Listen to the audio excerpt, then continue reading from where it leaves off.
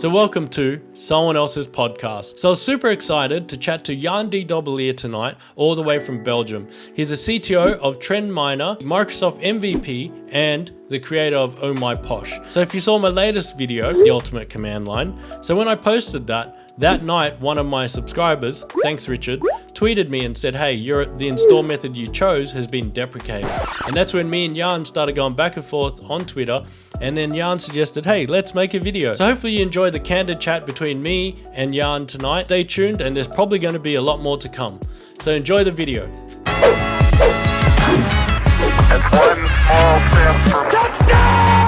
So thanks for coming in and giving us your time today, Jan. So tell us quickly about yourself and how you got into tech. Good question. My name is Jan, obviously.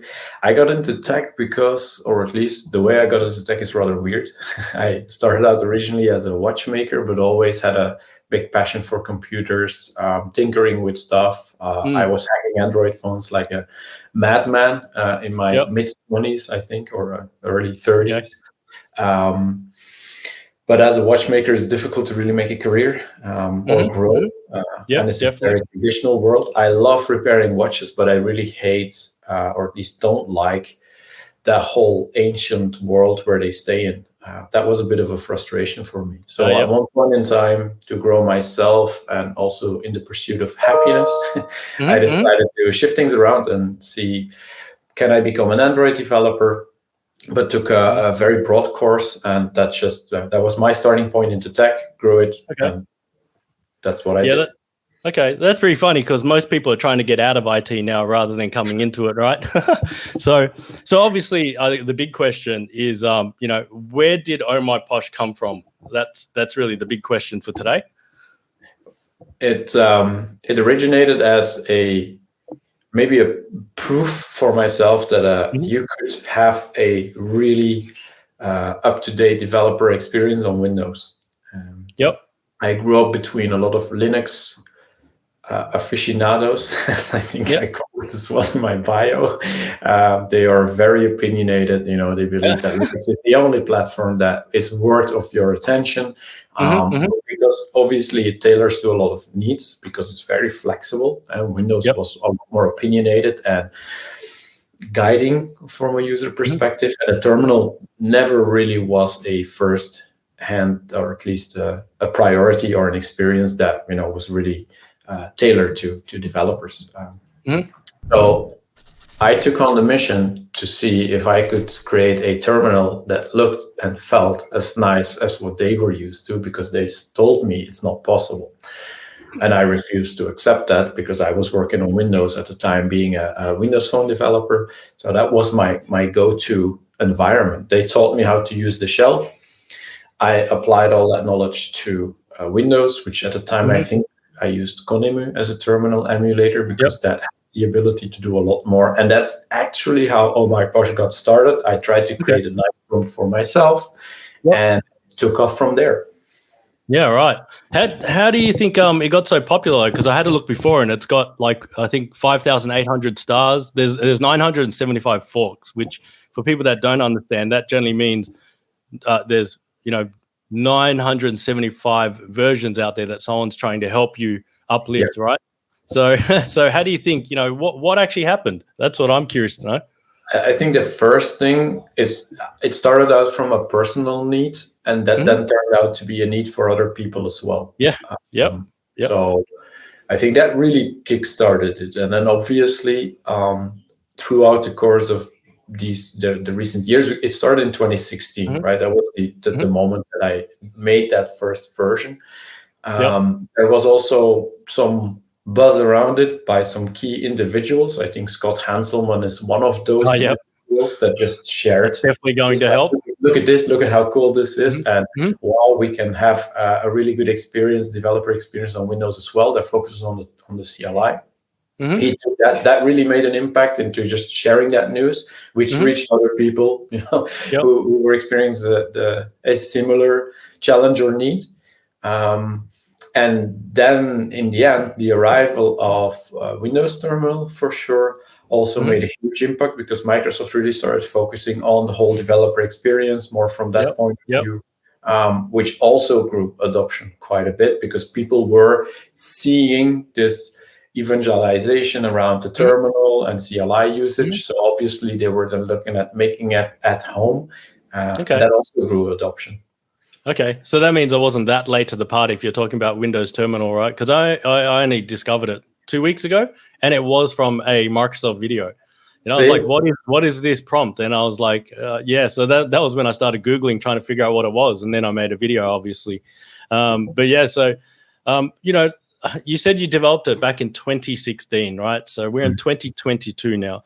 So, trying to solve a problem, that's sort of a lot of years to spend on a problem, right? So how did you stay like motivated? Obviously, it looks like there's a big community now, but before you got to that point, how did you maintain motivation into, following it through and continuing on?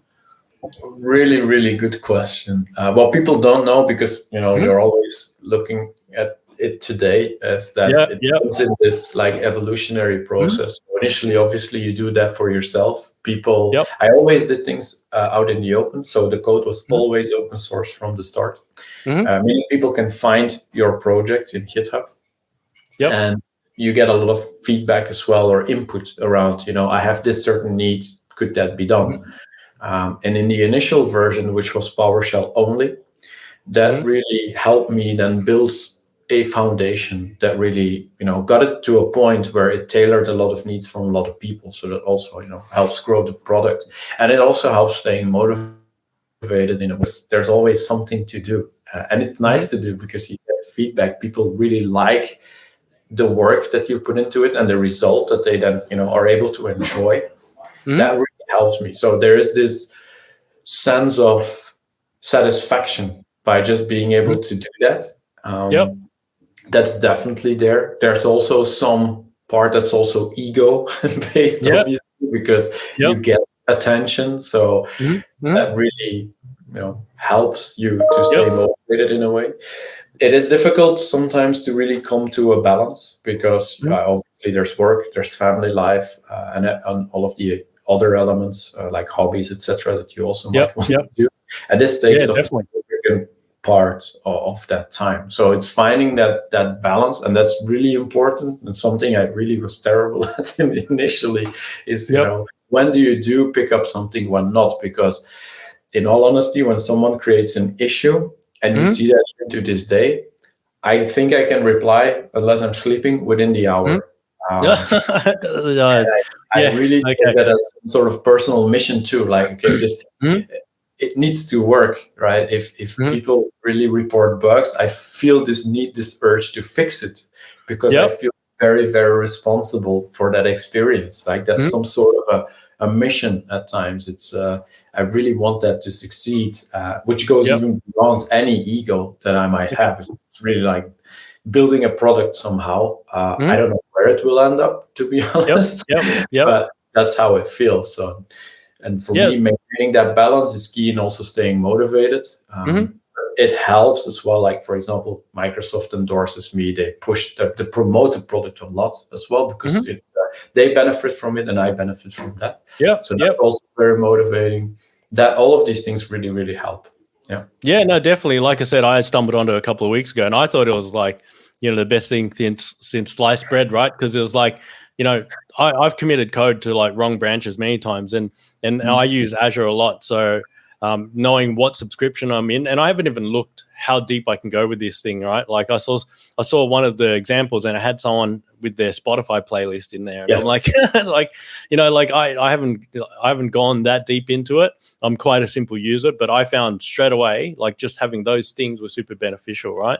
But I don't know how you like. I understand what you mean by, someone posted an issue and you have to fix it. Because I personally don't like leaving loose ends as well, right? Like it's like I need to close it out. But the problem is something like this is it's going to be never ending because being on the internet, there's so many opinions, right? And there's so many people like different things. But you have other people now. So I hope you're not trying to respond within the hour to this day, are you? Yeah, I am actually. It's right. We have some people also actively participating in the project. Yep. I think there are a few, but they are not, and that's not an expectation either. They're not always going to be there. So Yep. what I noticed throughout the years is that at some point in time, someone pops up, right? It's like a mushroom, like poof, here's a new person who wants to help out. They do a really good job because they're equally motivated as I am. So sometimes that implies either bringing in new functionality, asking questions around why something was implemented in a certain way. So maybe revisiting certain parts architecturally. And that really goes a long way because I have a huge backlog in my head of things I want to either revisit or implement and whatnot. So that really helps in also staying motivated and being able to delegate some of that work and say like, oh, it's really good that you also noticed this. Yes, please do. And here are some guiding pointers in how to achieve this, or my point of view on that one. And that's also cool because people also challenge you at times. So no, I understand. Right. So that's something that's definitely happening. But today there's no real structure around that yet, which might change in the future, because it's really like I can really pinpoint it's usually one person at a time, maybe max two, but they probably also, due to personal circumstances or other elements in their life, then decide to at some point in time switch to something else, which is perfectly fine. Yeah. Do you sort of, just thinking, if you've developed this thing and it's kind of like your baby, right? Do you sort of like, get a little controlling where people try to do stuff and you're like, I don't know if I like that, but you want to sort of be polite at the same time, right? But it's kind of like your baby at the same time, because I can tell like you're obviously going to be quite particular because you've developed this thing for so long, so it's your baby now, right? So you kind of like, I don't know how do you get sort of a bit protective on, I guess, other people trying to contribute that you don't align with? Oh, hey there. Hope you're enjoying the video. I'm just having a coffee with a friend here. Hey, where's your coffee? Oh, I just signed up to buymeacoffee.com. What's that? So now you can show your appreciation to the channel by buying me a coffee. That's such a great idea. I know, right? Don't forget, you can show your appreciation by liking the video and subscribing to the channel. So enjoy the rest of the video. See ya. There are elements. I am a heavily opinionated person. That's just who I am. Yep. So there are at times ideas where I'm initially like, no, that's not going to happen. I mean, I'm sorry. That's not the direction I want to take. Although it also happened on multiple occasions that while that was my initial statement in a friendly way, that I let it sink in, and then I'm afterwards thinking, okay, wait, maybe this can be achieved.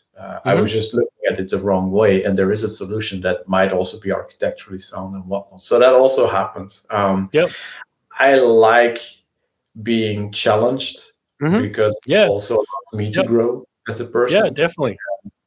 And it's not always as black and white as saying, okay, that's not in line with the vid. There are, but the majority of times when that happens, it's usually someone who pushes an idea, and I struggle with it to see how we could architecturally really implement this in an efficient way, because not every idea is easily achievable, although it's also at the same time a challenge, right? So I have had numerous occasions where I initially said no and then still figured out, wait, we can still do this, but differently than how I initially assumed it would work. And I'm currently working on something like that, because one of the requests that people had, and it's the second time it popped up, I was like, okay, but I have one segment. So for example, suppose you have your exit segment that shows what the last command output was. One of the requests was, I want to be able to also use other segments' data to then maybe show a different icon, but only there, not there.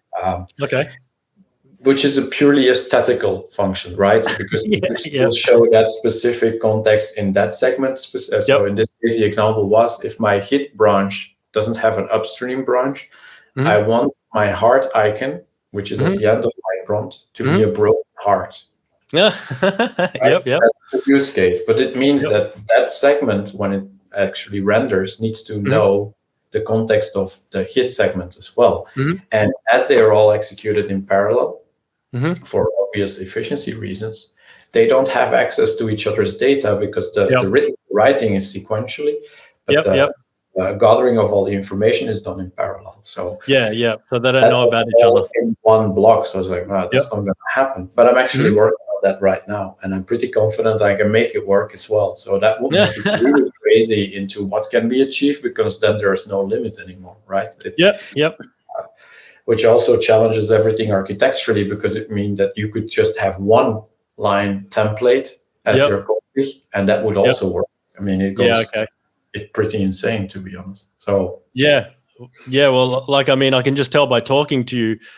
Well, firstly, I just want to mention when you said, you're pretty stern and you're not afraid to push back. And I feel like, I work in an environment right now where people are afraid to speak up, like it's a negative thing, right? Like, you can say no, you can say yes, and a lot of the times, by not saying no, you generally overwork yourself, and then you push blame elsewhere, right? Like in my work surroundings, that's how it is. It's kind of like, it's actually up to you to say no, and there's nothing wrong with saying no. And then it seems like on the other side, you're not too hard-headed, where it's like no is the final answer.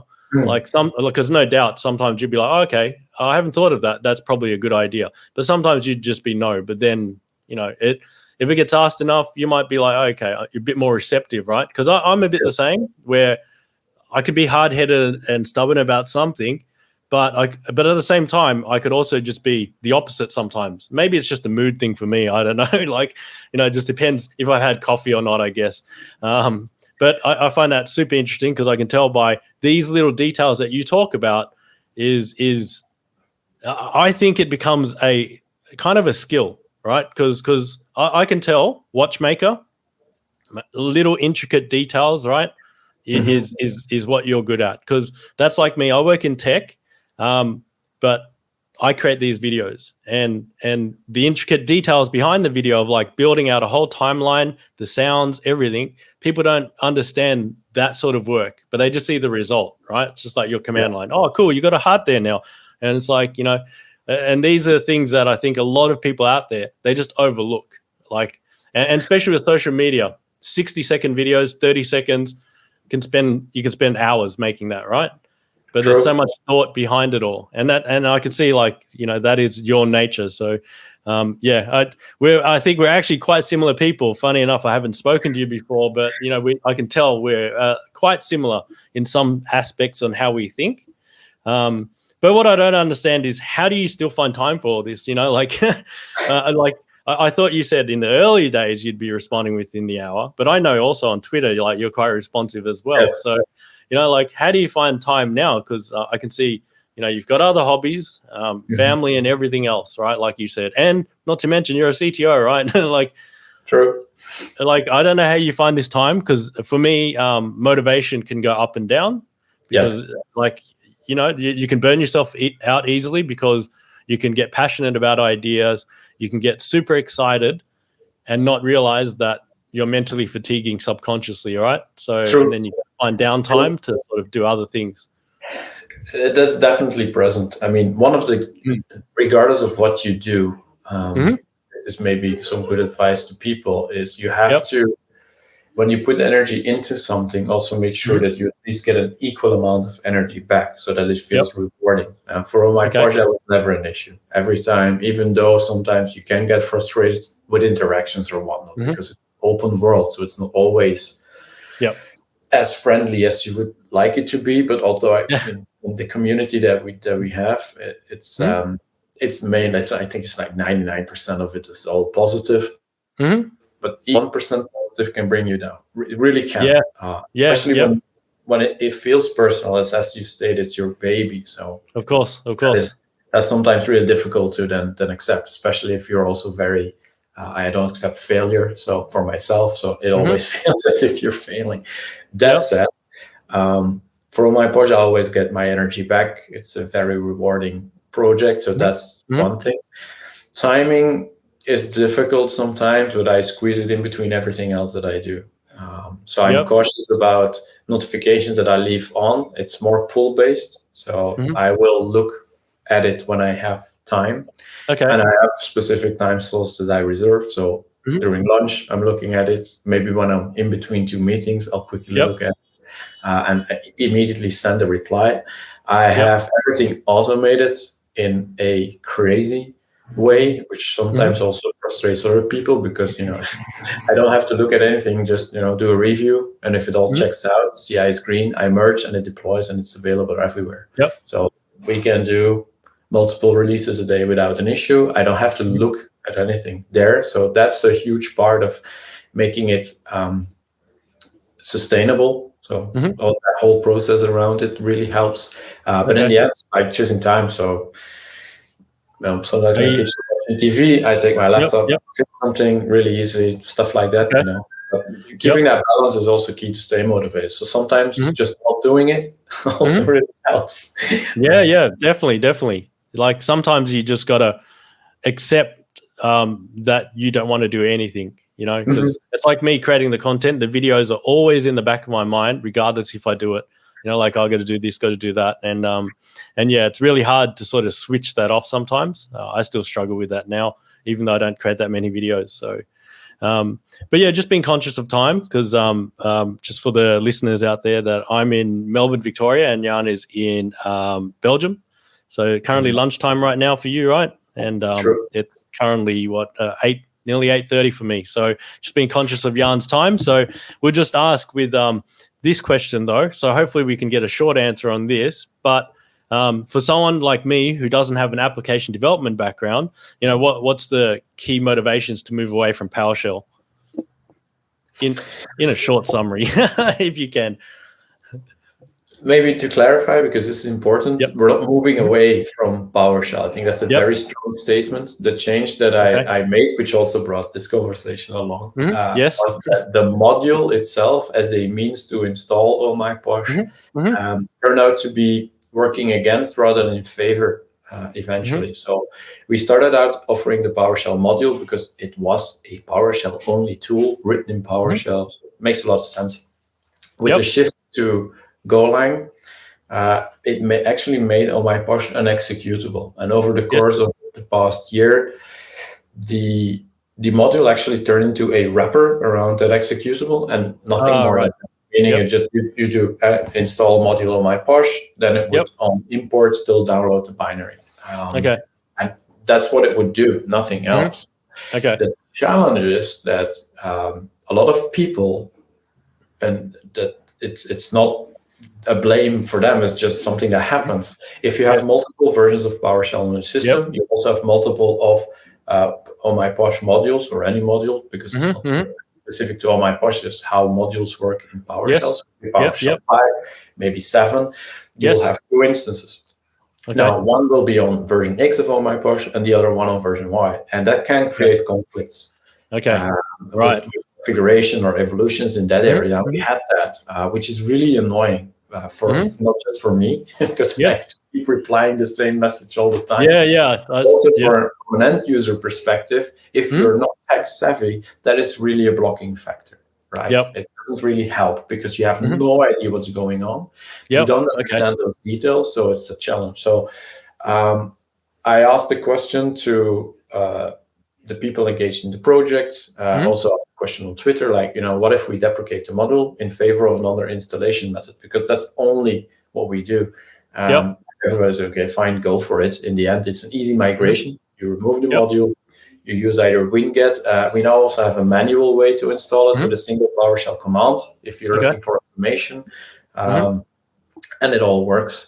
So that was the main reason we just say, okay, let's deprecate that installation method, specifically for PowerShell, because if we do it the other way around and you use winget, for example, you're able to use Oh My Posh in PowerShell, in Git Bash, in ZSH, in command prompt, everywhere you would like, just like that out of the box, without any additional configuration. So that was the reasoning behind let's go in that direction, even though it means I have no view on adoption rate anymore, because the gallery actually had numbers on that showing evolution. I'm sure that'll come, but it will for sure help people just getting up and running, because it's a lot more straightforward. Yeah, that's fair enough. Like I said, I just install and I go, right. Like I don't dig too deep on some things, and that's not something that I really looked into. But yeah, so I'm sure it's going to be easier for you to support in the future. So let's just close up with this question. So obviously you came from a non-tech sort of background. So what sort of advice would you give someone that wants to maybe shift their career towards tech?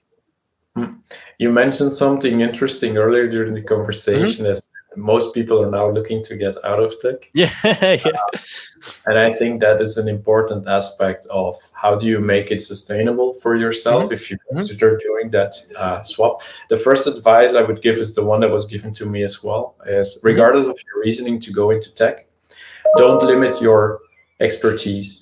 Is take a broad look on things. There's front end, there's back end, there's operations, there's databases, there's cloud, there's so many things you could look at, and based on your angle for getting into, don't limit yourself to only that few.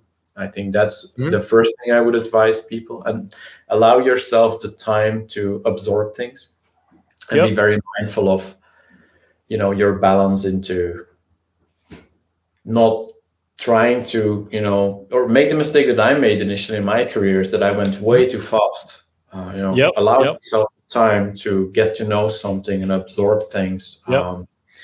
And this is maybe an additional one. Look at open source and see if you could contribute somewhere. There's a lot to learn by doing that. Really a lot to learn. Definitely. Find projects, it will help you broaden your horizon. And open source, and I have this experience from working with a lot of companies, actually the open source world in most cases is ahead of the curve when it comes to way of working. Okay. Interesting. In terms of automation, facilitation, and whatnot, because there is no full-time job, right? So there's a lot to learn there to make it also easier for yourself and free up time professionally by automating a lot of things, making sure things are according to standard, whatever that may mean for you or the team, to really help you gain additional time to spread your knowledge or focus what you are valuable to as a human being, which is thinking. Right. Yeah, definitely. So thanks for that. So I guess just being conscious of time, because Jan, as you know, is a busy man. So thanks for your time today. We'll probably, no doubt, we're going to chat again. I can see that already happening, right? So for anyone listening and watching, I'll put all of Jan's links below as well, and links to the Oh My Posh website as well. But yeah, so thanks for your time today, Jan, and I'll let you go answer all those phones behind you, and yeah, so no doubt we'll talk online on Twitter and probably have another chat at some point. So have a good rest of the day, I guess, and you should go eat some lunch, by the way. I'll take you up on that one. No worries. All right, I'll catch you later. Okay. Cheers. See ya. That was actually a pretty good chat. I was a bit nervous because I didn't notice it. It went really, really well. You did a really good job. Thank you. Because I started stressing because after I got through most of my questions, we only hit like 8, 10, and I was like, oh crap. I saw that. I was like, this is going really smooth. So then I started deviating and then asking questions about what you're saying, trying to share my knowledge and experience, because I feel like these attention to detail is your specialty, right? And that's like me in my job. I'm good at my job because I like to understand everything end to end because I solve problems, right? That's a really good mentality. A lot of people miss that. That's also something I could have stated, is that understanding how things work, not just your part, but everything, really helps in doing a better job. It really helps. People often forget that because they're really focused on that. I only do websites. I'm sorry, you can't only do websites, for example. No, definitely. There's HTTP traffic, there's servers, there's client and server infrastructure that you need to understand. It's not as simple as that. So, but often people are in that box still. I work with a lot of junior engineers who say, no, I am a Java developer. I say, no, you're a software engineer. Language is a tool for a certain problem. You will reach problems where your tool is not the right one. It doesn't work, right? So okay, I'm gonna drop off because I really need to go. No worries. But thanks for your time. I really love doing this. It's no worries. I hope maybe it it'll be a grows regular from here, segment. man. So I'll try and do more of these, month by month, maybe. We'll see. I'll share it. I'll share it because I really liked your reaction video to that message. It was Yeah. I get creative on those. I shot that that was like 5 really minutes good. I before. really loved it. It was pretty fresh. Yeah. It was funny, and Yeah. that really triggered me to just say, look, I have to have a conversation. Yeah, that's sweet. Yeah. Thank you. So enjoy the rest of your day, and I'll let you get on your merry way. Thank you. Looking Catch you, forward mate. to the result. All right. Yeah, no Cheers. worries. Thanks. Okay, Bye. see ya.